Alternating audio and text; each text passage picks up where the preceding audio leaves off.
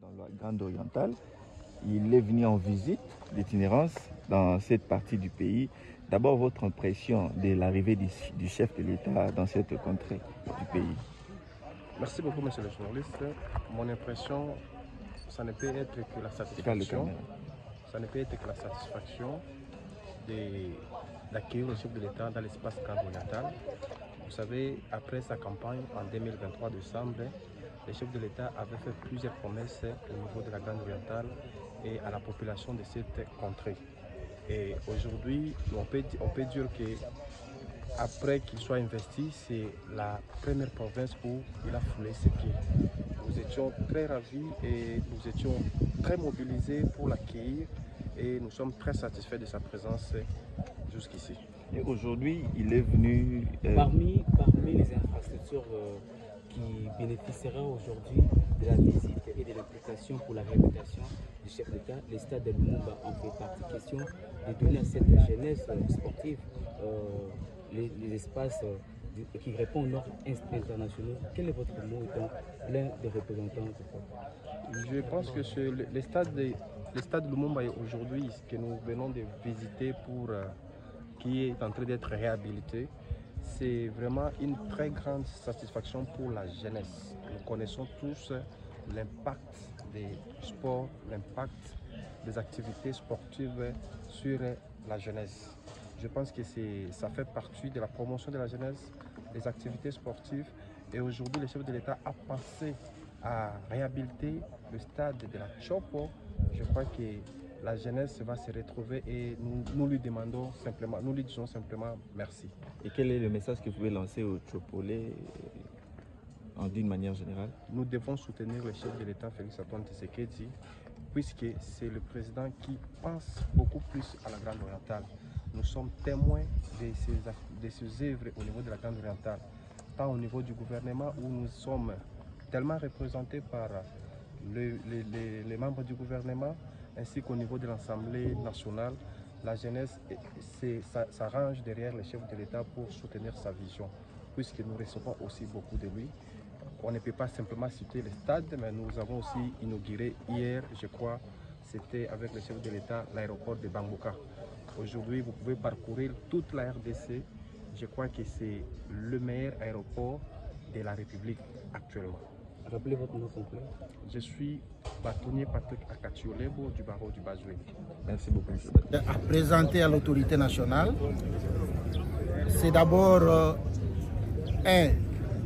la route nationale numéro 4 qui pose tellement de problèmes aux opérateurs économiques.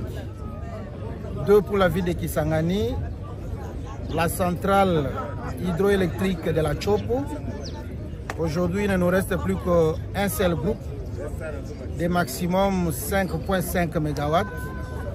Et imaginez-vous que la grande ville comme celle de Kisangani aujourd'hui, elle est en déficit en fourniture d'énergie électrique d'au moins 45 MW. Parce que la population, elle, attend de pied ferme le chef de l'État pour lui présenter toutes ces difficultés, bien entendu avec la FEC, mais les principales difficultés que nous avons, ce sont les deux d'abord là.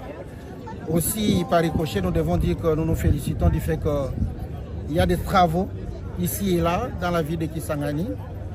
Nous félicitons les chefs de l'État, nous félicitons ceux qui sont dans l'appareil de décision au niveau central, parce que nous savons et nous voyons, nous constatons avec bien entendu la joie que la ville de Kisangani est en train de se revêtir de sa plus belle robe qu'elle avait perdue depuis des décennies.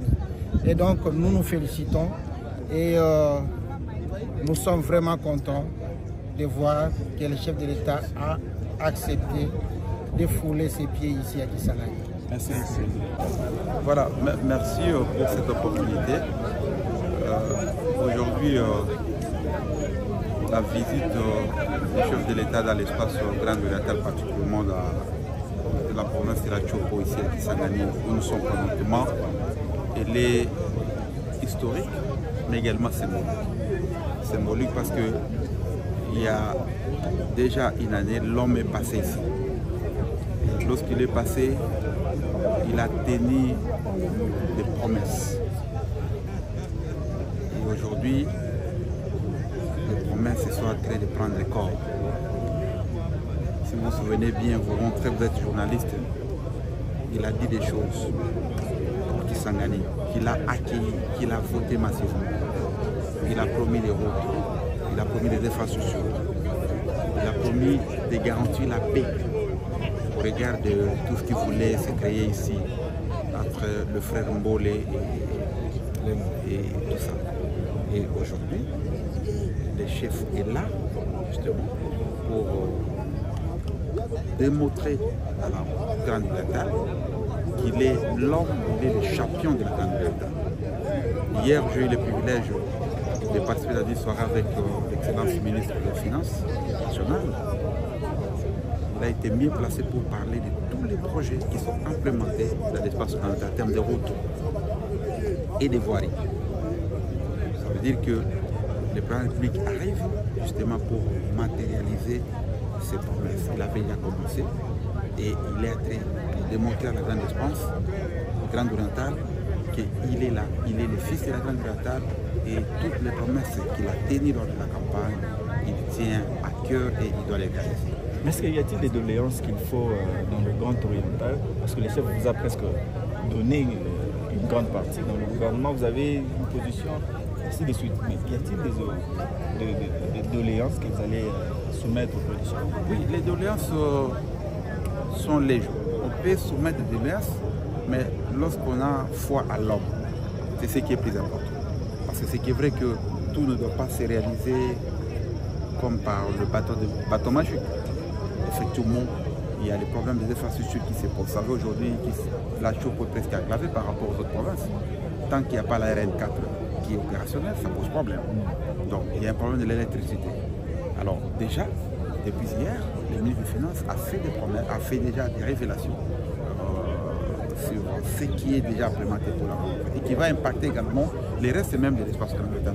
Parce que vous savez, si on a la RN4 qui est déjà réouverte, c'est le Kivu et qui connecte carrément avec l'Est de la RDC. Vous savez aujourd'hui, déjà avec tout ce qui est dans les pays voisins, notamment l'Ouganda et le Kenya, ça impacte sur nous en termes de commerce extérieur. Donc je crois que les doléances sont là à tous les niveaux et nous croyons qu'avec la présence du chef de l'État, les choses vont aller encore à la tête.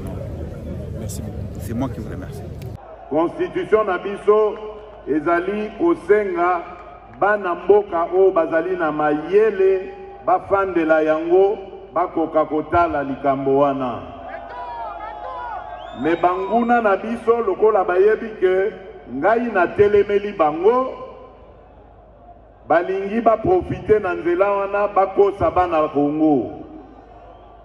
Likambo oyo ya bamanda o ezali na constitution oyo elobi ke manda ezabe mibale soko sali moko peuple congolais apesi ya mibale osali abu pia.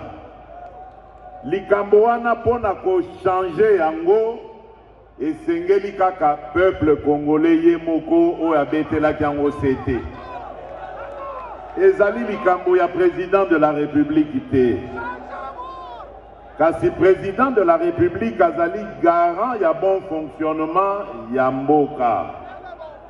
Tango azali komona que makambo misusu oyo esengeli ya tala, oyo ya peuple te, lokola ya ba mandat.